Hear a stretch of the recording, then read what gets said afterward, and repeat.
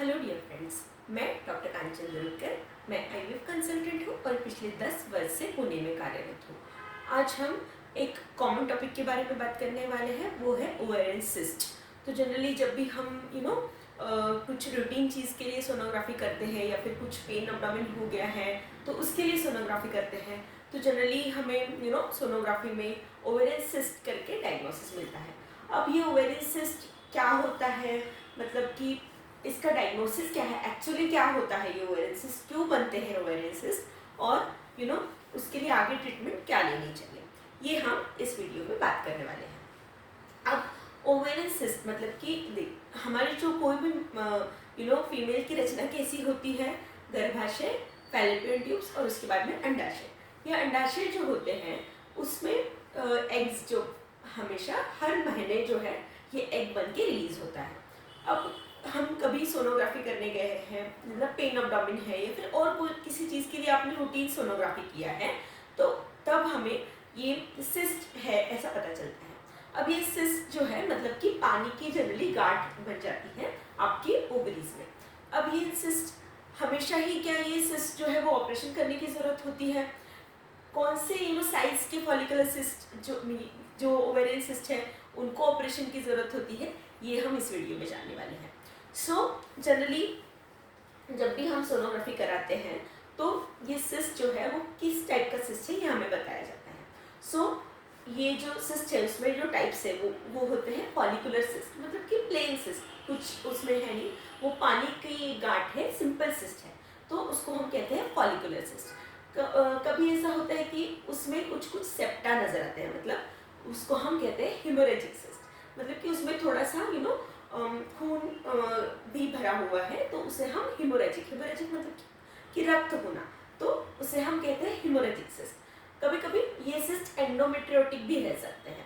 तो ये cyst endometriotic है मतलब क्या है कि उसमें जो है रक्त है वो बन के ऐसे क्लॉट हो गया है, तो उसे कहते हैं हम लोग एंडोमेट्रियोटिक सिस्ट। अभी कभी कभी पॉलीसिस्टिक ओवरीज भी लिखा रहता है, मतलब कि ओवरी जो है वो थोड़ा सा नॉर्मल साइज से बड़े साइज की है और उसमें काफ़ी सारी एग्स है, इसकी वजह से पॉलीसिस्टिक मतलब बहुत सारे छोटे छोटे सिस्ट हैं, तो उसे हम कहते हैं पॉलीसिस्टिक। अब पॉलीसिस्टिक के अलावा और क्या रह सकता है, तो कभी कभी बड़े सिस्ट भी रह सकते हैं। बड़े सिस्ट जब रहते हैं तो उनका साइज अगर 8 सेंटीमीटर 10 सेंटीमीटर से ज़्यादा है तो वो सिस्ट कैसे रहते हैं, वो हो सकते हैं डर्मोइड सिस्ट। डर्मोइड सिस्ट जो रहते हैं वो जनरली सॉलिड रहते हैं, मतलब उसमें जो ये सिस्ट है वो ब्लैक नहीं रहते, जनरली उसमें सॉलिड मतलब कि वाइट एरियाज भी रहते हैं। अब इसके अलावा और कौन से सिस्ट रह सकते हैं, तो सिस्टैडिनोमा, सीरस सिस्टैडिनोमा, म्यूकोसीरस सिस्टैडिनोमा, ये जनरली बेनाइन मतलब कि कैंसर की गांठें नहीं रहती है, ये पानी से भरी हुई ही गांठें रहती है। अब इसका डिस्कशन जो है वो थोड़ा सा और लंबा रह सकता है, पर हम जो रूटीनली सिस्ट डायग्नोज करते हैं उसके बारे में इस वीडियो में बात करेंगे। अब जो फॉलिकुलर सिस्ट है ये अगर 6 सेंटीमीटर से नीचे है, मतलब आपको ये फॉलिकुलर सिस्ट सोनोग्राफी में बताया गया है। अगर ये 6 सेंटीमीटर से नीचे अगर फॉलिकुलर सिस्ट है तो उन्हें ऑपरेट करने की जनरली ज़रूरत नहीं रहती, ये प्लेन सिंपल सिस्ट रहते हैं। ये क्यों बनते हैं, जनरली अगर जो पिछले महीने में आपका एग बना है वो रप्चर नहीं हुआ है और वो साइकिल आपकी एनोवुलेटरी हुई है, तो ये फॉलिकुलर सिस्ट बनते हैं। और ये फॉलिकुलर सिस्ट बिल्कुल भी हानिकारक नहीं होते हैं। हाँ, इसकी वजह से आपकी जो साइकिल है वो थोड़ी आगे पीछे जा सकती है, डिले हो सकती है या फिर जल्दी आ सकती है, ब्लीडिंग थोड़ा ज़्यादा हो सकता है, तो ये फॉलिकुलर सिस्ट की वजह से होता है। और ये फॉलिकुलर सिस्ट जनरली अपने आप भी रिग्रेस हो सकते हैं अगर आपने वेट किया तो, या फिर हम इसके लिए अगर ये इनका साइज कम है तो हम इनके लिए ओसिपिल्स देते हैं। अभी ओसिपिल्स मतलब क्या है, गर्भ निरोधक गोलियां ही होती है। ये ओसिपिल्स जनरली हम लोग 1 मंथ के ड्यूरेशन के लिए दे सकते हैं, या फिर हम लोग 3 मंथ्स के लिए भी देते हैं अगर नहीं रिग्रेस हो रहा है तो। और ये ओसिपिल्स देने से ये सिस्ट जो है वो रिग्रेस हो जाते हैं और आगे की साइकिल्स जो है वो आपकी रेगुलर आती है। तो ये हो गए हैं फॉलिकुलर सिस्ट या सिंपल सिस्ट के बारे में। अब हिमोरेजिक सिस्ट जो रहते हैं, जिसमें मैंने बोला कि थोड़ा सा खून का कलेक्शन है, तो ये हिमोरेजिक सिस्ट भी जनरली ऑपरेशन की ज़रूरत होती नहीं है इनमें, और ये अपने आप भी कम हो सकते हैं नेक्स्ट पीरियड के वक्त, या फिर ऑफकोर्स ओसिपिल्स, अगेन इसमें हम लोग ओसिपिल्स दे सकते हैं जिससे कि ये सिस्ट जो है वो पूरी तरीके से रिग्रेस हो जाते हैं। सो फॉलिकुलर सिस्ट और हेमोरेजिक सिस्ट अगर है और वो कम साइज के हैं तो उन्हें ऑपरेशन की बिल्कुल भी ज़रूरत नहीं होती है या फिर लैप्रोस्कोपी की भी बिल्कुल आवश्यकता नहीं होती है। अब एंडोमेट्रियोटिक सिस्ट जो होते हैं उसमें भी अगर वो आपको डायग्नोज हुए हैं सोनोग्राफी में लेकिन आपको कोई सिम्टम नहीं है, वो छोटे साइज़ के हैं, 5-6 सेंटीमीटर से कम साइज़ के हैं, आपको कोई भी सिम्टम नहीं है, तो ऐसे केस में उन्हें भी कुछ ऑपरेशन की ज़रूरत नहीं होती है। आपकी गायनेकोलॉजिस्ट से सलाह लेके आप उसका प्रॉपर ट्रीटमेंट करवा सकते हैं। अब हम नेक्स्ट सिस्ट की तरफ जाएंगे जिसमें है डर्मोइड सिस्ट। अब डर्मोइड सिस्ट जो रहते हैं वो सॉलिड रहते हैं और जनरली वो फ्रीली मोबाइल रहते हैं, मतलब वो आपके जो पेल्विक कैविटी है मतलब पेट में आपके वो घूम सकते हैं। तो डर्मोइड सिस्ट हम हमारे गायनेक लैंग्वेज में हम बोलते हैं कि डर्मोइड सिस्ट जो है वो ज़्यादा मोस्ट कॉमन रीजन रहते हैं ओवेरियन टॉर्शन के, मतलब ये जो सिस्ट रहते हैं ये घूम सकते हैं। तो ये जो डर्मोइड सिस्ट है इनको जनरली रिमूवल की ज़रूरत होती है क्योंकि आगे जाके अगर ये टॉर्शन हो जाता है तो आप मेडिकल इमरजेंसी में लैंड होके आपका इमरजेंसी ऑपरेशन करना पड़ सकता है। सो डर्मोइड सिस्ट अगर डायग्नोज होता है तो जनरली उसका साइज देख के उसका प्रॉपर ओपिनियन कंसल्टेशन लेके डर्मोइड सिस्ट जनरली निकालने की ज़रूरत होती है। अब आगे जो ओवेरियन मैलिग्नेंसीज, ये ओवेरियन मैलिग्नेंसीज जो है मतलब कि ओवरी में जो सिस्ट है वो पहले तो सारे ही सिस्ट जो है वो कैंसर नहीं होते हैं। कैंसर अगर लगता है सोनोग्राफी में कुछ सस्पिशन ऐसा आ रहा है तो CA-125 करके हम एक ब्लड टेस्ट करते हैं। अगर ये CA-125 लेवल ज़्यादा ही रेज है ना, 200 से ज़्यादा रेज है, तो फिर कैंसर का जो चांसेस है वो थोड़ा बढ़ जाते हैं।